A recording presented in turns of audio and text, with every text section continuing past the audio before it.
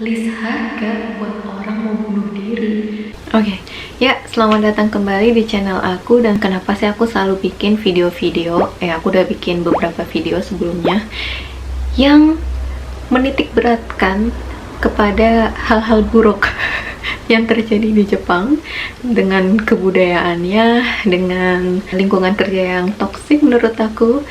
Ya, itu jawabannya cuma satu ya, soalnya kalau misalnya ngomongin tentang hal-hal yang baik-baiknya aja, aku yakin banyak konten creator di sana yang bahas tentang itu, dan aku hanya ingin bercerita dengan jujur kepada teman-teman semua supaya teman-teman ada gambaran. Oke, langsung mulai aja. Dan kali ini aku akan bahas dari 5 hal penting yang menurut aku, yaitu yang pertama adalah angka bunuh diri di Jepang. Nah, kalau teman-teman familiar ya, Jepang itu negara yang sangat tinggi tingkat bunuh dirinya. Kalau misalnya teman-teman pernah wisata ke ibu kota Jepang, yaitu di Tokyo, salah satunya kalau teman-teman naik JR, itu tuh banyak telatnya. Tiba-tiba kereta berhenti di tengah jalan, papan pengumuman di situ akan tertulis penyebabnya dalam bahasa Inggris, biasanya person on track. Nah, pakai logika aja, kok bisa ada orang tiba-tiba di jalur kereta? Itu kenapa? Apakah ada temennya yang dorong atau dia jatuh? Kan nggak mungkin kan? Itu artinya dia lompat sendiri ke jalur kereta itu. Padahal di Jepang sendiri kan untuk masalah transportasi umum itu sangat tepat waktu sekali. Tapi masalahnya bikin banyak kerugian. Otomatis kalau misalnya ada satu kereta yang berhenti, nanti kereta selanjutnya juga akan kena dampaknya kan. Dan itu yang bikin jadwal berantakan. Untuk itu, cara pemerintah menghadapi masalah ini adalah dengan membuat list harga. Aku pertama kali dikasih tahu sama sepupu aku tuh kayak bengong. Hah? List harga buat orang mau bunuh diri? Itu kayak nggak make sense gitu di pemikiran aku. Tapi ternyata saking banyaknya orang yang berpikiran untuk mengakhiri hidupnya di jalur kereta, yang mana jalur kereta itu sangat penting di transportasi Jepang setiap hari, maka pemerintah bikin list harga itu. Dan semakin sibuk jalur kereta akan semakin mahal biaya bunuh dirinya. Ini tuh ada kaitannya sama homeless di Jepang, dimana orang-orang yang banyak gelandangan, nggak punya rumah.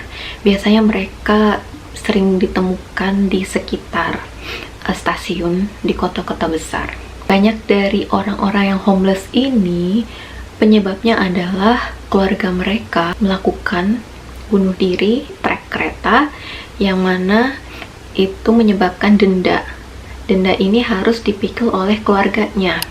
Nah, keluarganya ini tidak mampu bayar, oleh karena itu pemerintah menyita rumahnya. Maka dari itu mereka jadi homeless. Itu sangat disayangkan sekali sih, karena ada negara maju, semaju Jepang, semakmur Jepang, tapi ujung-ujungnya rakyatnya tidak bahagia.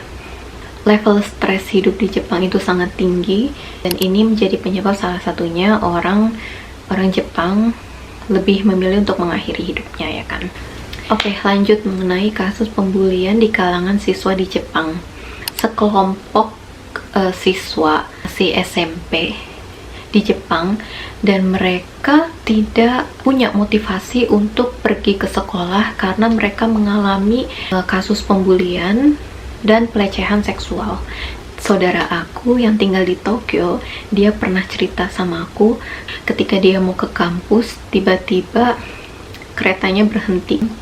Tadi aku udah cerita kalau misalnya salah satu alasan kenapa kereta tiba-tiba berhenti adalah karena ada orang lompat ke trek keretanya, dan dia lihat dengan mata kepala dia sendiri kalau yang lompat itu adalah anak SMA, masih pakai seragam sekolah, dan tas sekolahnya itu diletakkan di peronnya itu.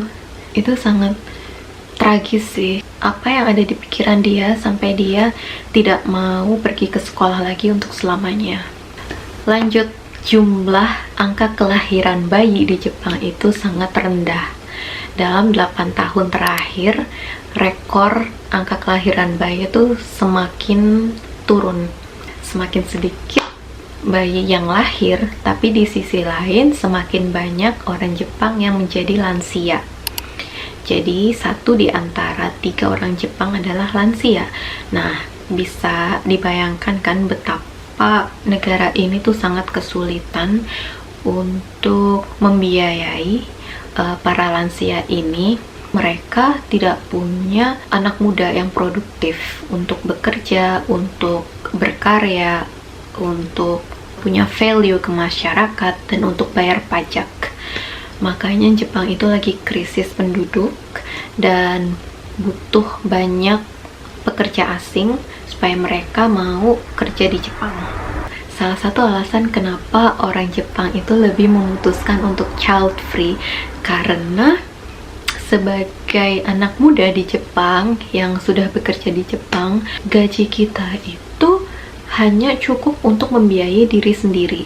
Jadi kalau misalnya kita mau provide family, itu akan kesusahan, kayak harus hidup pas-pasan, bahkan kurang. Nah, masalahnya karena penduduk yang semakin menurun, otomatis para wanita juga bekerja kan.